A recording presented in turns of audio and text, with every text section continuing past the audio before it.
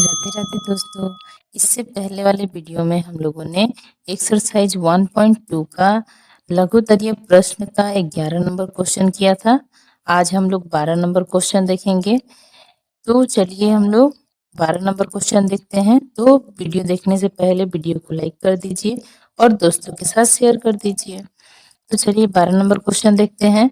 तो 12 का फर्स्ट दिया है कि व्याख्या करें कि 7 गुणे 11 गुणे 13 प्लस 17 एक भाज्य संख्या है।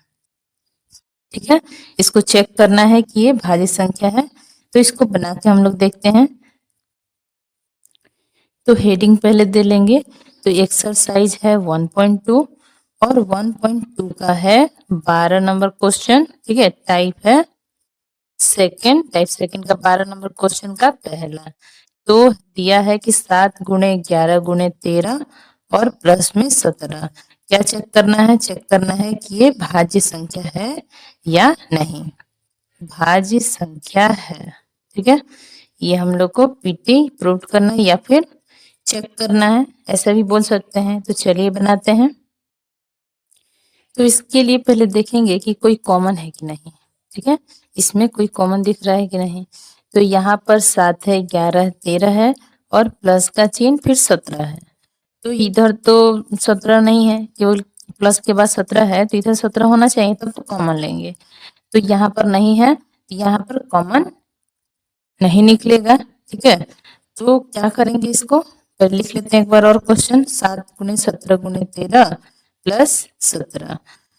तो यहाँ पर जब नहीं कॉमन निकल रहा है तो इन तीनों का पहले गुणा कर लेते हैं। तो 7 11 हो जाएगा 77 गुणे 13 प्लस 17। फिर 77 और 13 का गुणा करते हैं तो 3 सत्ते, चाहे 13 से डायरेक्ट करते हैं, 13 सत्ते 91 का 1 हासिल 9, फिर 13 सत्ते 91 और 9 100 हो जाएगा, यानी कि 1001। ठीक है, 1001 आ गया। ठीक है, 1001 और प्लस में है 17। 17 को भी ऐड कर देते हैं। तो 17 को ऐड करेंगे तो 7 और 1 8, 1 और 0 1 और 0 1, यानी कि 1018। तो क्या पूछा था कि भाज्य संख्या है कि नहीं, व्याख्या करना है इसी का। तो 1018 यानी कि ये सम संख्या दिख रहा है, लास्ट में 8 है तो सम संख्या है। तो सम संख्या दिख रहा है यानी कि इसका टुकड़ा हो सकता है। तो इसका पहले आधा करके चेक करते हैं। 1018 का जब आधा करेंगे हम लोग तो ये हो जाएगा 2 5 10 0 2 9 18, यानी कि 509। ठीक है, 509 आया। तो भाज्य संख्या का परिभाषा क्या होता है?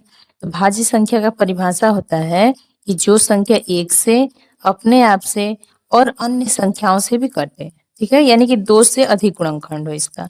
तो यहाँ पर हम लोग को दिख रहा है, लिखेंगे अतः में 1018 आया था। तो 1018 का कितना गुणनखंड हो गया? 1 हो गया। ठीक है, 1018 हो गया और 509 हो गया। ठीक है, और 2। ठीक है, और 2 भी गुणनखंड हो गया। तो इतना सारा गुणनखंड आ गया तो क्या बोलेंगे? बोलेंगे कि ये क्या है? भाज्य संख्या है। ठीक है, ठीक है, 2 गुणज है, लिख लेंगे। फिर लिखेंगे कि, ठीक है, फिर से लिख देंगे अतः में। ठीक है, अतः 7 गुणे 11 गुणे 13 प्लस 17 यानी कि 1018 एक भाज्य संख्या है। ठीक है, अब हम लोग दूसरा नंबर क्वेश्चन देखेंगे, इसका यही हो जाएगा आंसर इसका।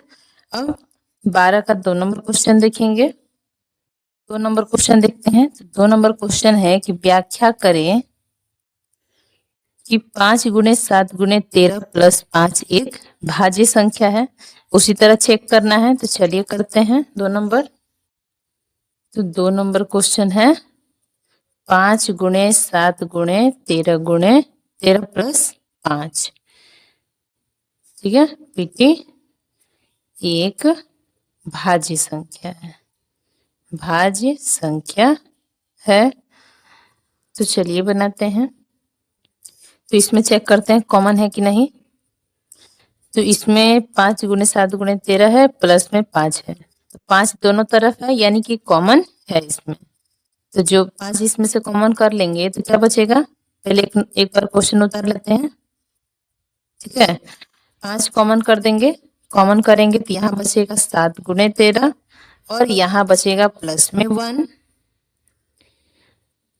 तो यहाँ है 5 और 13 सत्ते 91 प्लस 1। तो 5 गुणा हो जाएगा 91 और 1 जोड़ देंगे तो 92। तो 92 में 5 गुणा कर देंगे या फिर 92 का भी हम लोग गुणनखंड कर देते हैं। तो 5 गुणे 92 को तोड़ेंगे तो इसका आधा कितना होगा, 2 चौके 8 और 2 छक्के 12 यानी कि 46। ठीक है, दोनों को गुणा किए तो ये आया। फिर एक बार गुणा तोड़ते हैं इसको, 5 गुणे 2 गुणे इसको तोड़ेंगे 2 गुणे 23, 23 दूनी 46 होता है। इसको सीधा करके हम लोग ऐसे लिख देंगे। ठीक है, तो भाज्य संख्या के लिए हम लोग को 2 से अधिक गुणनखंड चाहिए। तो यहाँ पर 2 से अधिक गुणनखंड है, 2 का पावर 2, 5 का पावर 1 और 23 का पावर 1। ठीक है, ऐसे तो अतः हमें लिखेंगे। ठीक है, हम लोग उधर लिखते हैं अतः में, अतः 5 गुणे 92 यानी कि 5 दूनी 10 का 0 हासिल 1, 9 पचे 45 और 1 46, 460 का गुणनखंड। ठीक है, 460 का गुणनखंड 2 गुणे 2 गुणे 5 गुणे 23 है। अतः 460 एक भाज्य संख्या है। ठीक है, 460 एक भाज्य संख्या है। ये हो गया हम लोग का 2 का आंसर। आगे देखेंगे 3 नंबर क्वेश्चन। तो 3 नंबर क्वेश्चन है कि दर्शाए कि 5 गुणे 7 गुणे 11 गुणे 13 प्लस 55 एक भाज्य संख्या है। ठीक है, 3 नंबर क्वेश्चन, 5 गुणे 7 गुणे 11 गुणे 13 प्लस 55, इसको भी चेक करना है कि भाज्य संख्या है, भाज्य संख्या है। तो चलिए देखते हैं पहले कॉमन है कि नहीं इसके अंदर। तो यहाँ पर 5 गुणे 7 गुणे 11 गुणे 13 है एक तरफ और एक तरफ 55 है। तो 55 को हम लोग 5 गुणे 11 लिख सकते हैं। तो 5 गुणे 11 इधर भी है, तो यानी कि 5 गुणे 11 यानी कि 55 को हम लोग क्या करेंगे, कॉमन कर लेंगे। तो यहाँ बचेगा 7 गुणे का 13 और यहाँ है 55 यानी कि 1। इधर 55 है, ये हो गया 13 सत्ते 91 प्लस का 1, तो 55 गुणे हो जाएगा 92। तो यहाँ पर भी दिख रहे हैं बहुत सारे गुणनखंड, इसको हम लोग 5 गुणे 11 लिख सकते हैं और 92 को हम लोग 2 गुणे 2 गुणे 23 के रूप में तोड़ सकते हैं। ठीक है, 23 दूनी 46 दूनी का 92, ये हम लोग ऐसा फैक्टर आ गया। तो लिखेंगे अतः में, अतः 55 गुणे 92, तो गुणा करके पहले लिख लेते हैं। तो 55 गुणे 92 यानी कि 5 दूनी का 10 का 0 हासिल 1। ठीक है, अब तिरछा तिरछा गुणा, तो 9 में 5 से गुणा और 5 में 2 से गुणा, तो 9 5 45 और 5 दूनी का 10, तो 45 और 10 हो जाएगा 55 और 1 हासिल, तो 56 हो जाएगा। 56 का 6 हासिल 5, फिर 9 5 45 और 5 हो जाएगा 50, ये हो जाएगा 5060। बढ़िया से देख लीजिएगा सही है कि नहीं, इससे कोई मतलब नहीं है, ये हम लोग ऐसे ही लिख रहे हैं। इसका गुणनखंड है, इसका गुणनखंड